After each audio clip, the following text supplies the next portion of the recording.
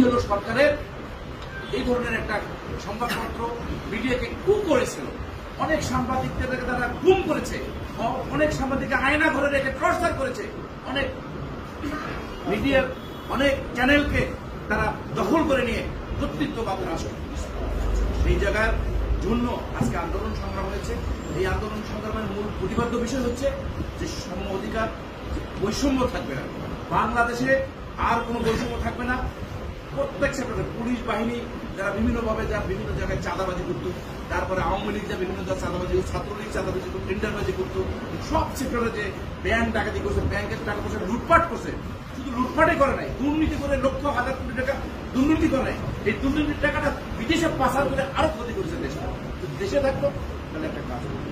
তাই আপনাদের কাছে আমার উদাত্ত আহ্বান, আমি অনেক কিছু বলতে চাই আপনাদেরকে নিয়ে, অনেক কিছু আমরা বীরগঞ্জকে নিয়ে আসি।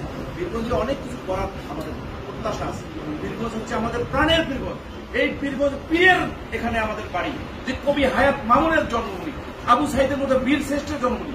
অনেক রাজনীতিবিদ যারা বীরগঞ্জকে দিয়েছে, তারা সোনার অক্ষরে তাদের নাম লেখা শেষ তাদের এই বীরগঞ্জের ভূমি। এই বীরগঞ্জ হচ্ছে আপনার আমার সকলের, এই বীরগঞ্জের পবিত্র ভূমি। এটাকে সংরক্ষণ করার দায়িত্ব আপনার আমার সকলের। একাই কেউ বীরগঞ্জকে সংরক্ষণ করতে পারবে না। সাংবাদিক থেকে শুরু করে, ব্যবসা থেকে শুরু করে, রিক্সা, ভ্যান, শ্রমিক, স্কুল, কলেজ, মাদ্রাসা থেকে শুরু করে, মসজিদ, মন্দির থেকে আরম্ভ করে সব সেক্টরের মানুষকে নিয়ে বীরগঞ্জকে আমরা করতে চাই। সেই জায়গাটাকে আমাদের পরিষ্কার করার জন্য আমাদের নেতৃত্বে যারা দেয় বীরগঞ্জকে, তারা সেটা চায় কিনা এটাই প্রশ্ন। আমরা এতদিন দেখেছি বীরগঞ্জের মানুষ ঠিকই নেতৃত্বকে ভোট দিতে চায়, দেওয়ার পর এখানে মধ্যভূমি সত্তা থাকে, তারা বাইরে থেকে নেতা নিয়ে এসে তাকে এখানে নির্বাচিত করে সাধারণ মানুষকে ওই নেতার সঙ্গে সরাসরি সংযোগটা বিচ্ছিন্ন করে দিয়ে মাঝখানে তারা টাকা পয়সা নিয়ে মানুষকে প্রতারিত করে। এই প্রতারিত মানুষ আজকে ক্ষিপ্ত হয়ে আন্দোলন সংগ্রামে ঝাঁপিয়ে পড়ে বীরগঞ্জ সহ সারা বাংলাদেশে একটা মুক্তি, একটা নতুন দেশকে স্বাধীন।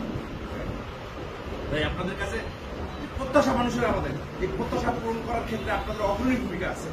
আপনাদের নিজের জায়গা থেকে অনেক ভূমিকা পালন করতে হবে।